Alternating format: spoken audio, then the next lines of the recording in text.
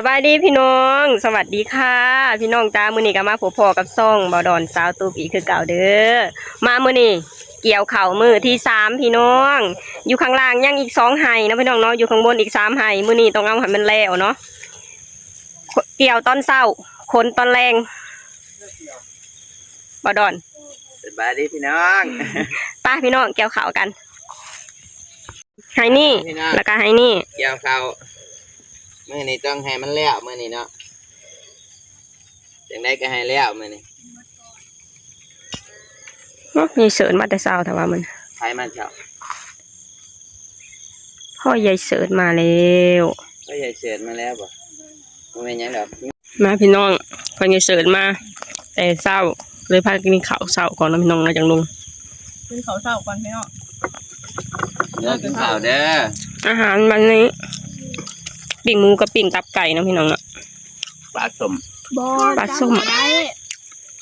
จำแน่จำแน่จำมาต่อกินข้าวแล้วลงต่อพี่น้องเลยมื้อนี้ต้องเอาให้มันแล้วเด้อมื้อนี้เด้อให้มันแล้วพี่น้องแล้วทั้งคนแล้วทั้งเกี่ยวได้พี่น้องมื้อนี้ได้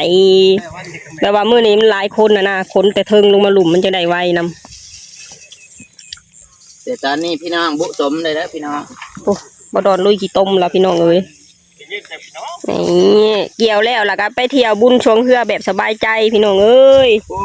คะแนนบ่แล้วนี่ก็ทั้งหลินบุญแล้วก็ทั้งห่วงเขาโอ้ยเขาก้อยบ่ละจักเขาก้อยบ่ละจักว่าซั่นพอแล้วล่ะบัดนี้ก็สบายใจพอแล้วล่ะก็ขายเขาไปหลินบุญชวงเฮือว่าซั่นพี่น้องเอ้ยมันจังหลินม่วนเนาะได้มีเงินหลายจะว่าจังก่อนว่าบุญชวงเฮือก็บ่ค่อยเฮือหรือว่าค่อยเฒ่าบ่ติจะบ่ฮู้บ่ว่าเจ้าของเฒ่าเติบหนึ่งอยู่ดิไปเกี่ยวข่าวต่อพี่น้องยังไห่หนึ่งแล้วไห่นี่จะขึ้นไปเกี่ยวอยู่ข้างบนต่ออีก3ไห่น้องพี่น้องแล้วก็แล้วแต่ไห่ซุกเด้แล้วก็พากันค้นเข่าแบบนี้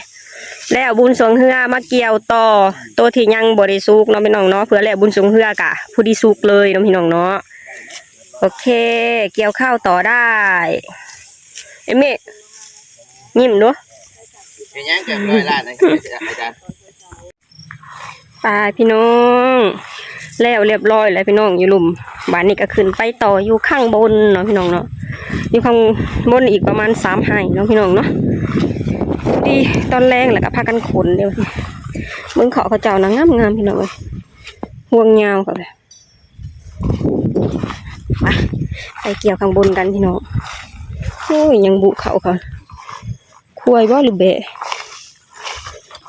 บรรยากาศทุ่งไร่ทุ่งนางัวควายกับน้ำมืออันนี้กะเริ่มจีเบิดไปแล้วพี่น้องเอ้ยอันนี้คืองัวของน้าสาวของสตุกเด้พี่น้องเบิดในน้องในพี่น้องของสตุกนะน้องของแม่ของสตุกนะยังมีแต่เพิ่นผู้เดียวนี่แหละพี่น้องที่ยังเลี้ยงงัวเลี้ยงควายเนาะคือคนอื่นนะขายไปเบิดละขายซื้อรถไถพี่น้องอีกอย่างกับบ่มีคนเลี้ยงน้ำอันนี้เขาเจ้าลูกของเพิ่นน่ะยังหลายคนอยู่นี่ก็จะมีคนเลี้ยงเพิ่นก็ยังบ่ได้ขายพี่น้องเนาะคือคนอื่นๆน่ะบ่มีคนเลี้ยงแล้วบางคนก็มีลูกแค่2คนไปหาเงินกรุงเทพแล้วก็เหลือแต่2เฒ่าอยู่เฮือนเนาะพี่น้องเนาะก็เลยต้องขายมาพี่น้องครึ่งให้สุดท้ายแล้วจะให้อันสุกคือเก่าแหละเด้อพี่น้องเด้อแล้วตอนเช้าเบิ่งห่วงเขานักทึกๆกว่าเบิ่งนะพี่น้องเป็นตาสะออนโกดนักทึกแล้วน้องมันสิก่อยนะพี่น้องอันนี้ป้าอีกประมาณ2 มื้อนะคะโค้งวงกันเลยแม่นเกี่ยวยากแล้วมันเกี่ยวบ่ม่วนนี่คือออกพี่น้องให้มันแห้งไวนี่ก็จะเป็นประมาณนี้นะพี่น้องทีมงานเฮาเบิ่งหูทีมงานคุณภาพลงให้ได้เบิดให้นั่นมีไผยังมาจ้างบ่พี่น้องบ่ไปอยู่สั่นไม่รับงานนะไม่รับงานนอกโอ้ยตายไม่รับงานนะรับงานนอกไม่รับงานนะบ่ดอนบ่รับงานนอกพี่น้องเอ้ยว่าสิไปหางานมาให้ละ3-4 ล้านบ่เอาบ่ไม่รับงานนะไม่รับ3 ล้านกีบแค่แนวไว้ได้วันละ4-500คืออยู่ไทยอย่าไปอยู่แม่นอยู่ไทยนะพังกัน เป็นทางFC เม่นมาว่าวันละ400-500นะโอ้ยอยากไปเด้มาเทียบใส่อยู่บ้านเฮาก็ประมาณ200กว่าบาทเนาะพี่น้องเนาะ เย้เราชนะแน่ เราชนะตอนแรงสู้ใหม่ ตอนแรกนี่โคนพี่น้องโคนให้มันแล้วก็มืออื่นมาแล้วก็บ่ได้มาแล้วว่าที่นี่มาบ่มื้ออื่น มาจอบไปแล้ว มาจอบเข่า นี่พี่น้องมือ เกี่ยวกินแล้ว เกี่ยวกินแล้วนี่ เกี่ยวกับคมๆนี่ ของสตุกสบายพี่น้องปลอดภัยใส่ถุงมือไปลงได้น้องลงไปค้นเข่าต่อเดี๋ยววันนี้ยังบ่ฮอดเวลาเนาะพี่น้องเนาะเวลาที่พวกเฮาจะขึ้นคือ12 โมงตอนนี้ยังบ่ฮอด12 โมงแล้วพี่น้องเนาะก็เลยไปค้นเข่าให้มันฮอด12 โมงแล้วก็พากันพักกินข้าวกินน้ำแล้วก็พอพักแล้วประมาณบ่าย2ก็ลงมาเก็บกู้เข่าต่อแล้วพี่น้องเนาะพี่น้องมาค้นเข่าต่อเลยพี่น้องเอ้ยเข่าเฮาก็ตากแห้งเรียบร้อยเนาะพี่น้องเนาะนี่เห็ดมัดน้อยๆแบบนี้นี่ มัดน้อยๆแห้งไว มันจังแห้งไวเนาะพี่น้องเนาะเอามาตากโยนพอเห็ดแล้วเราก็เอาไปใส่ปะใส่ต่อเพื่องแบบนี้เลยเนาะพี่น้องเนาะมันจังตากมันจังแห้งไวเห็ดแบบนี้โอเคนะบอกขาดเนาะฮุกแดดแล้วนี่ต่อพี่น้องกินข้าวอิ่มหนังท้องตึงหนังตาหย่อนพี่น้องเอ้ยกำลังสิรับหอดเวลาลงมาทำงานแล้วมาดอนจู่บ่จู่เอมี่สู้บ่ฮะพาพี่น้องไปเห็นงานกันต่อเขาคนให้มันแล้วไวเมื่อไวเนาะพี่น้องเนาะเพราะว่ามื้อนี้ก็เป็นมื้อสุดท้ายของข้าวซุกเด้พี่น้องที่ยังบริสุทธิ์ก็ยังตั้งหลายอะไรพี่น้องคือคนไว้เอาเข่ากองเทียงไว้เนาะพี่น้องเนาะพอแล้วบุญสวงเฮือแล้วก็จะมาพากันมาเกี่ยวต่อเนาะพี่น้องเนาะคือตอนนี้ก็เกี่ยวแต่ตัวที่มันซุกไว้ก่อนแล้วเราก็มาต่อตอนที่เสร็จบุญนะคะยังฮุกแดดเสร็จอันเม็ดมันนั่นน้อยคักนะง่ายฉันเนาะเป็นตะแพงกระดอนไปอิ่มไปพี่น้องทีมงานเราวันนี้ต้องเข็นคนให้มันเสร็จทีมงานเขาเก่งอยู่แล้วนะพี่น้องคนหลายแป๊บเดียวเดี๋ยวก็เสร็จอีกประมาณ3 ชั่วโมงนะพี่น้องเนาะน้องบ่คันเนาะบ่คันประมาณ3 ชั่วโมงแล้วบ่ประมาณนี้โอเค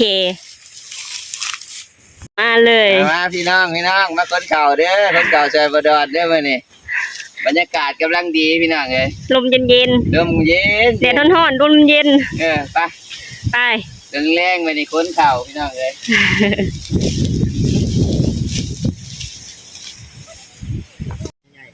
หนังเศร้าเมื่อยพี่น้องเมื่อยแดดรอบสุดท้ายแล้วสตุกบริคนนั่งกระเจ้าเนาะแต่ว่าสตุกนะมาจับกองไว้แล้วก็ให้เขาเจ้ามาฮุบเอาเนาะพี่น้องเนาะมันจังไวเมื่อยเมาแดดพี่น้องเลยลูกเคยซะนะพี่อ้ายโบแมนพี่อ้ายลุงกับน้องเคยนั่งเว้ากันโซกันเรื่องเขาพี่น้องเลยนี่ยังอีก2 กองนี่อีก2 กองพี่น้องแล้วก็อยู่นำลุงจันอีกกองหนึ่งยังอีก2 หายอยู่ลุมไปต่อในที่สุดก็เสร็จแล้วสบายนี่พี่น้องเต็มกองเทียงเลยบรรยากาศถ่าพุ่นถ่าแหละบุญสงเฮือแล้วก็ถ่าไปคนใครไปเกี่ยวอยู่ข้างบนต่อแล้วพี่น้องเนาะคือแหละบุญสงเฮือจังมาเกี่ยวแล้วก็บัดที่นี่ก็คนอยู่ลุมคนอยู่เทียงขึ้นไปเทิงพุ่นได้บัดนี้พอไปปั่นอยู่เทิงเนาะพี่น้องเนาะไปเสร็จสิ้นภารกิจในขั้นตอนที่1 เอามาต่อขั้นตอนที่2อีกตอนต่อไปเนาะพี่น้องนี่พญายเสิร์ชเป็นคนกอง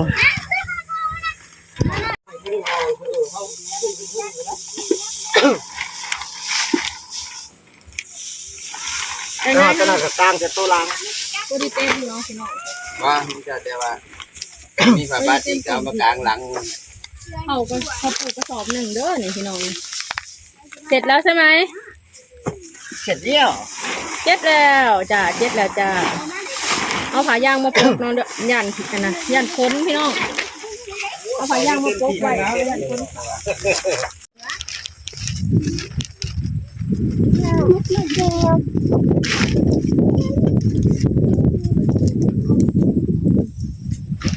พี่น้อง เออ จ่ายเงิน จ่ายเงินหายเอาตันคือจ่ายเงิน จ่ายเงิน คือจ่ายเงินมันเงินหาย 2 วัน 300,000เป็นเงินบาทเท่าไหร่ ประมาณได้อยู่300,000 บาท 400 กว่าบาท2 วัน 2 วัน 2 มื้อพี่น้อง คิดเป็นเงินบาทประมาณ400 กว่าบาท ประมาณนี้ อ่ะลูกอ่ะ 400 กว่าบาท400 กว่าบาททางเป็นเงินบาท400 กว่าบาท อืม เพราะมัน330แล้วมัน500เด้ อืม โอเคพี่ ข น้ อบใจ อง โอเคโอเค โดยขอบใจคือกันวันอาทิตย์หน้าเจอกันใหม่ เสาร์อาทิตย์หน้านะจ๊ะ โอเค เด้อ เดี๋ยววันศุกร์เด้อ เริ่มแต่วันศุกร์ โอเคโอเค นี่ยังจีบเครียดได้มันชุกนี่ได้ เออ ว่างอ่ะโอ้ย ไปพี่น้องมื้อนี้แล้วก่อนกำหนด เมื่อก่อนกำหนดเอาพี่น้องเนาะปกติสิพากันเมื่อ5 โมงมื้อนี้เมื่อ4 โมงเนาะพี่น้องเบิ่งคนน้อยก็จู้แน่จู้แน่ ให้ขอถือมา ให้พ่ออุ้มให้พ่ออุ้ม โอ้ย จู้แน่จู้แน่บ่ได้ลืมของบ่ เออ